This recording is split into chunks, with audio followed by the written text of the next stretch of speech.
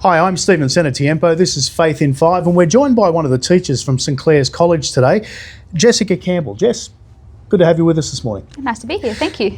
Jess, the first question is the big one. What does faith mean to you? Okay, it is a big question. So faith is very central to my life. It's basically like the foundation, like the structure of my life. Being an RE teacher, all day, every day, I'm talking about faith in class. But it's more than that. It's more than a subject. It's more than curriculum. You know, it's a big part of what we're doing with our kids in my family at home, like trying to bring them up in the faith. Provides, guardrails, if you will. Provides a structure. I was saying to my students the other day, like when I was getting married and I walked down the aisle and very exciting, very full on, but then I got to the front of the church and the priest said, "In the name of the Father," and I was like, I'm home. It's a mass. It's okay. I can do this. And the same at a funeral, same at anything you do. It's that continuity, that sameness. Let's talk about your vocation. Normally I ask about your vocation within the church, but I want to specifically talk about your role as an RE teacher. It's an interesting job in the sense that you're teaching the faith to inquiring minds that obviously have a different nature of questioning than adults do. Yeah.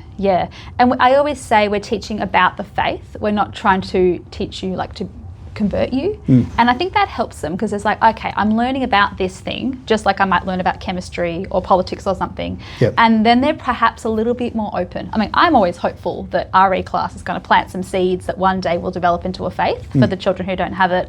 But I think just being upfront and saying, I'm not here to convert you, I want you to learn about this faith. I want you to appreciate it. I want you to be well-rounded in this faith. And that's what I try to do every day, yeah. Supplemental question, how many of your students would have been brought up in the faith prior to coming to you? I mean, because once upon a time when I was at Catholic school, it would have been about 99%. Yeah. How is it now? So if we're talking baptised Catholic versus non, it's about 50-50. Okay. But if we're talking practising Catholic, it's probably, I'd say, less than 10%.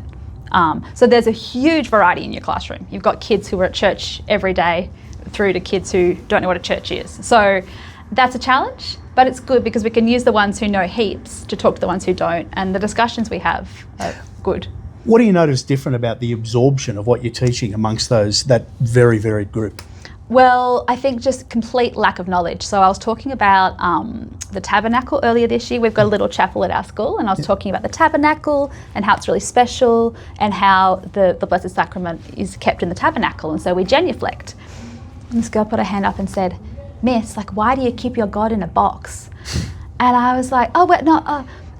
And I was like, "Yeah, I guess from the outside looking in, it could seem like that." Yeah. And I was like, "We're not trying to trap Jesus. We're trying to keep him safe, and it's a part of reverence and respect and belief in the true presence, and that's what we're doing here." But from her perspective, from the outside in, we just put Jesus in a box. And I was like, okay.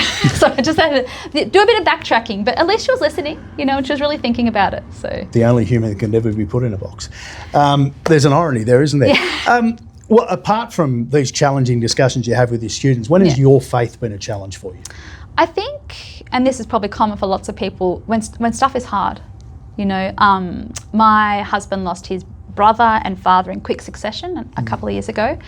And, strong Catholics, never doubting, God and belief and all that stuff. But it's that when you see people suffering, it's that really when the rubber hits the road, And when people were saying to my mother-in-law, who just lost her husband and then she lost her son, "Oh, it's God's plan." It's like, no, God doesn't want people to suffer, know. And it's so that's the tough stuff. But I think coming through those and hanging firm to your faith in those tough times, it really does deepen your faith. And Jess, how would you describe the faith community within St Clare's? Oh, it's vibrant. Yeah, we recently celebrated St Clare's Day a couple of weeks ago. So we had our big, beautiful mass and Father Paul was there. And as I said before, we've got a huge variety of kids from the very devout to not at all even Christian. But the ones who are very active are proud of their faith, and the rest of them are respectful. They sit quietly, they sit reverently. And as I said, I just pray and hope that little seeds are being planted. So maybe one day when they've hit a crisis point or something's gone wrong or something's gone well, they might think, that's beginning to make a bit more sense for me now, 5, 10, 15 years down the track. I want to throw another one in. Talk us through, you talk about that vibrancy. How does the faith within the St Clare's community permeate into non-religious classes? Oh, It's like the Catholic curriculum, isn't it? Well, I mean, it should be in everything. You know, if we have wonder and awe in God's creation, then that should be coming through in science. Yeah. So it's like, that's amazing, and God created that. And I don't necessarily know if science teachers are saying that, but that is sort of our overall perspective is what we're all about. Last but not least, and I guess this is I might modify this question for you. Normally I say, Yeah. what would you say to somebody who is either not a member of our faith and looking at coming towards us, or might have strayed away and coming back? But what would you say to somebody thinking about sending their kids to a Catholic school like St Clare's? I'd say it's a beautiful environment, a welcoming community. You know, we've got all different types of students, a whole variety of needs. And I think that the girls can be who they are. You know, if you're a really sporty girl, you fit right in. If you're really performing arts focused, you'll fit right in.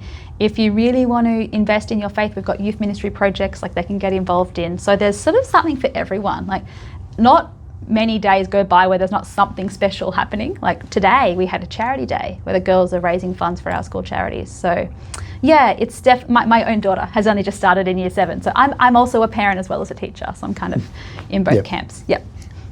I might throw a last one That's in before okay. I let you go then. How do you deal with that dichotomy? Well, she still likes me. Okay. So she's happy to talk to me, happy to be known. I actually taught her class yesterday as a one-off. I was on her class and she said, "That's my mum." So that was fine. I'm sure a time is probably coming when she won't be so proud that I'm her mother. But at the moment, we're good. We're good. Let's mates. hope it lasts longer than you hopefully, expect. Yeah. Jess, wonderful to talk to you. You too. Yep. Thank you. This has been Faith in 5. I'm Stephen Senatiempo. We'll see you next time.